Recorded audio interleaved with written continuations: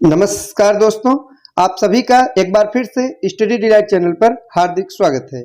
UP PCS pre exam 2023 का test series चल रहा है और आज हम देखेंगे टेस्ट नंबर 33 को। आज के इस टेस्ट में हमने जीएस के उन महत्वपूर्ण प्रश्नों को शामिल किया है जिनके परीक्षा में पूछे जाने की पूरी संभावना है। तो दोस्तों, वीडियो को अंत तक जरूर देखिएगा। आइए शुरुआत करते हैं पहले प्रश्न से।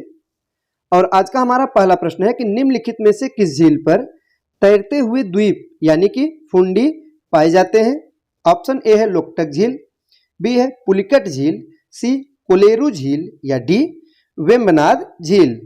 तो दोस्तों वो है लोकटक झील। सही जवाब क्या है? ऑप्शन नंबर ए यानी कि लोकटक झील। जो लोकटक झील है दोस्तों, उस पर तैरते हुए द्वीप पाए जाते हैं।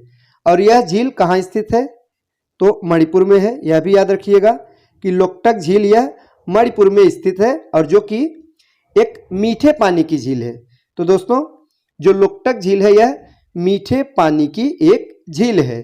और दोस्तों, इस झील में ही एक राष्ट्रीय उद्यान है जिसका नाम है केबुल लामजाओ राष्ट्रीय उद्यान। परीक्षा में बार बार पूछा गया है, याद रखिएगा कि जो केबुल लामजाओ राष्ट्रीय उद्यान है वो इसी झील में स्थित है।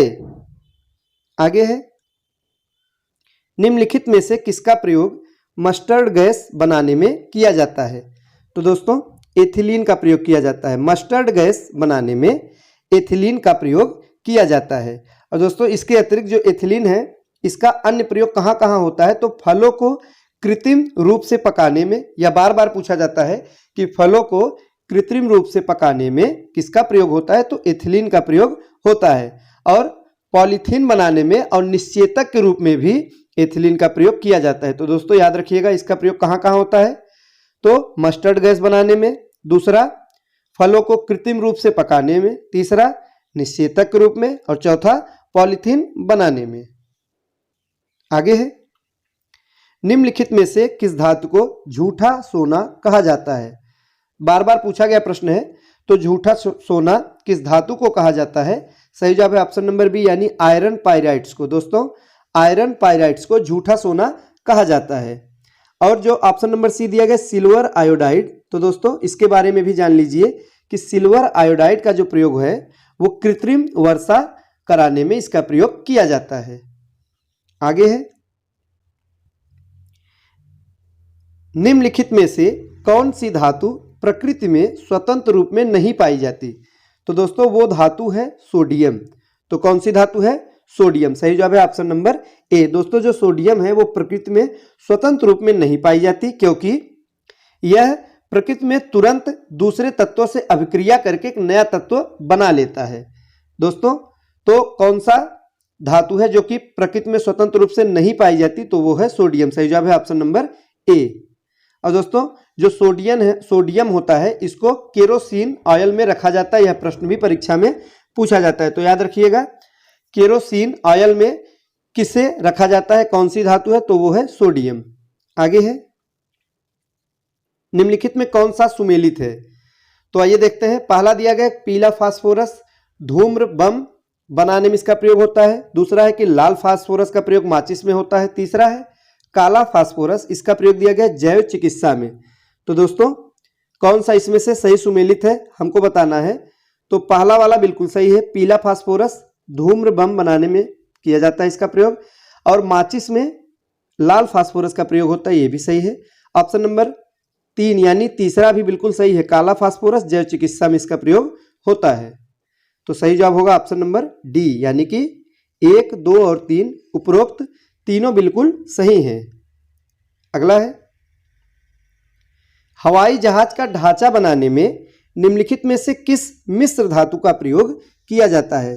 तो दोस्तों, जो हवाई जहाज का ढांचा बनाया जाता है उसमें मैग्नीशियम नामक एक मिश्र धातु है उसका प्रयोग किया जाता है। सही जवाब होगा ऑप्शन नंबर सी मैग्नीशियम। आगे है,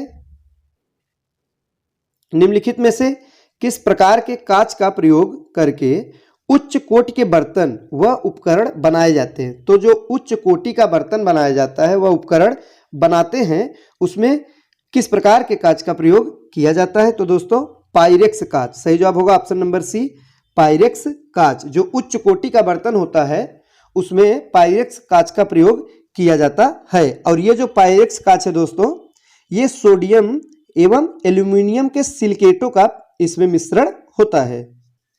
आगे है, निम्नलिखित कथनों पर विचार कीजिए। तो दोस्तों 3 कथन दिया गया है, हमें बताना है कौन सा कथन इसमें से सही है। तो आइए देखते हैं। पहला है कि क्रिप्स प्रस्ताव को उत्तर दिनांकीय यानी कि पोस्ट डेटेड चेक कहा गया है। तो दोस्तों गांधी जी ने क्रिप्स प्रस्ताव को कहा था कि यह एक उत्तर दिनांकीय चेक है, बिल्कुल सही है। पहला कथन क्या है, बिल्कुल सही है। दूसरा है कि अगस्त प्रस्ताव लॉर्ड लिनलिथगो के समय आया था। तो दूसरा वाला कथन भी बिल्कुल सही है दोस्तों। जो अगस्त प्रस्ताव है यह लॉर्ड लिनलिथगो के समय में आया था। तीसरा है कि वेवेल योजना वर्ष 1945 में प्रस्तुत की गई थी। तो दोस्तों यह भी सही है, 14 जून 1945 को वेवेल योजना प्रस्तुत किया गया था। तो दोस्तों इसमें क्या प्रस्ताव था कि द्वितीय युद्ध जो है, विश्व युद्ध हो रहा था उस समय, तो द्वितीय विश्व युद्ध के बाद में भारतीय स्वयं अपना संविधान बनाएंगे, ये वेवेल योजना में इसका प्रस्ताव था। तो तीसरा कथन भी सही है। इस प्रकार से सही जवाब होगा ऑप्शन नंबर डी, यानी 1, 2 और 3 उपरोक्त तीनों कथन बिल्कुल सही है। आगे है, निम्नलिखित में से किस वाद में उद्देशिका को यानी कि प्रस्तावना को संविधान की मूल आत्मा कहा गया? महत्वपूर्ण प्रश्न है। तो दोस्तों किस वाद में ऐसा कहा गया था? तो सही जवाब होगा ऑप्शन नंबर सी, यानी कि गोलकनाथ वाद में। तो दोस्तों गोलकनाथ बनाम पंजाब राज्य में जो उद्देशिका है दोस्तों, उसको संविधान की मूल आत्मा कहा गया था, जो कि न्यायमूर्ति हिदायतुल्लाह ने कहा था। तो सही जवाब क्या होगा? ऑप्शन नंबर सी, गोलकनाथ बनाम पंजाब राज्य। आगे है, अनुच्छेद 14 के अंतर्गत प्रदत्त समता, यानी कि दोस्तों जो 14 अनुच्छेद है, तो अनुच्छेद 14 में क्या है कि समता का अधिकार जो दिया गया है, तो निम्न में से किसके विरुद्ध प्राप्त है? तो इस प्रश्न का सही जवाब होगा ऑप्शन नंबर डी, यानी उपर्युक्त सभी कार्यपालिका कृत्य, मौलिक विधि, प्रक्रिया विधि सभी के विरुद्ध यह अधिकार प्राप्त है। सही जवाब है ऑप्शन नंबर डी। अगला प्रश्न है, निम्नलिखित में से किस वाद में सर्वोच्च न्यायालय ने विदेश जाने के अधिकार को मूल अधिकार घोषित किया है? तो दोस्तों मेनका गांधी वाद। सही जवाब है option number A, Menaka Gandhi वाद। तो मेनका गांधी बनाम भारत संघवाद जो कि 1978, तो दोस्तों इस वाद में विदेश भ्रमण के अधिकार को मूल अधिकार घोषित किया गया और यह कहा गया कि सभी को मानव गरिमा के साथ जीने का अधिकार है, जिसमें संचरण की स्वतंत्रता भी है, यानी कि विदेश जाने का भी अधिकार है, उसकी स्वतंत्रता शामिल है। तो इस प्रकार से दोस्तों वो कौन सा वाद है? मेनका गांधी वाद। अगला प्रश्न है, भारत के राष्ट्रपति की संवैधानिक स्थिति निम्न में से किसके समान है? ऑप्शन ए है यूएसए के राष्ट्रपति के समान, बी ब्रिटेन के राजा के समान, सी उपर्युक्त दोनों के समान, या डी उपर्युक्त में से कोई नहीं। तो ये जो प्रश्न है दोस्तों, इसका सही जवाब है ऑप्शन नंबर बी, यानी ब्रिटेन के राजा के समान। भारत का जो राष्ट्रपति है दोस्तों, वो देश का औपचारिक एवं नाम मात्र का प्रमुख होता है। तो जो भारत के राष्ट्रपति की संवैधानिक स्थिति है वो किसके समान है? तो ब्रिटेन में जो ब्रिटेन के राजा हैं, ब्रिटेन के राजा के समान है।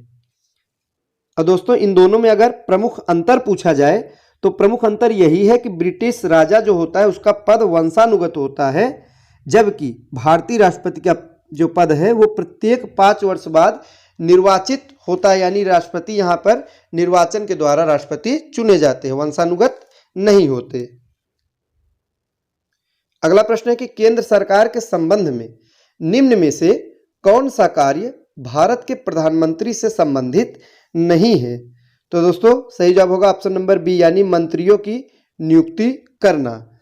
तो दोस्तों जो भारत का प्रधानमंत्री है वो केंद्रीय मंत्री परिषद का प्रधान होता है, लेकिन जो मंत्रियों की नियुक्ति है दोस्तों उसके लिए राष्ट्रपति को सुझाव देता है, जबकि इनकी नियुक्ति राष्ट्रपति द्वारा की जाती है, प्रधानमंत्री द्वारा नहीं की जाती। आगे है, भारतीय संसदीय समूह का पदेन सभापति कौन होता है? तो दोस्तों सही जवाब है ऑप्शन नंबर सी, यानी लोकसभा अध्यक्ष। भारतीय संसदीय व्यवस्था में लोकसभा अध्यक्ष ये संसदीय समूह का पदेन सभापति के रूप में कार्य करता है। और दोस्तों, जब भी लोकसभा एवं राज्यसभा का संयुक्त अधिवेशन बुलाया जाता है, जो कि आर्टिकल 108 में, अनुच्छेद 108 में है संयुक्त अधिवेशन, तो उसकी अध्यक्षता कौन करता है? लोकसभा अध्यक्ष। यह प्रश्न भी पूछा जाता है। तो संयुक्त बैठक, जो संयुक्त अधिवेशन है, अनुच्छेद 108 में है। बुलाता कौन है? राष्ट्रपति। और अध्यक्षता कौन करता है? तो लोकसभा अध्यक्ष। अगला प्रश्न है कि सरकारी विधेयकों को प्रस्तुत करने के लिए कितने दिन पूर्व सूचना देनी होती है? तो दोस्तों 7 दिन पूर्व। सही जवाब होगा ऑप्शन नंबर ए, 7 दिन पूर्व। अगला प्रश्न है कि विधान परिषद के संबंध में निम्न कथनों पर विचार कीजिए। तो दोस्तों 3 कथन दिया गया है, तीनों कथन विधान परिषद से संबंधित है। तो आइए इसमें से हमें बताना है कौन सा कथन सही है। तो पहला है कि विधान परिषद को समाप्त नहीं किया जा सकता किंतु विघटित किया जा सकता है। तो दोस्तों जो पहला कथन है वो गलत है। विधान परिषद को विघटित नहीं किया जा सकता है, पहला वाला कथन गलत है। दूसरा है कि वर्तमान में 7 राज्यों में विधान परिषद का प्रावधान है। तो दोस्तों वर्तमान में कुल 6 राज्यों में, 7 नहीं, यहाँ पर 6 होना चाहिए। तो दूसरा कथन भी बिल्कुल गलत है।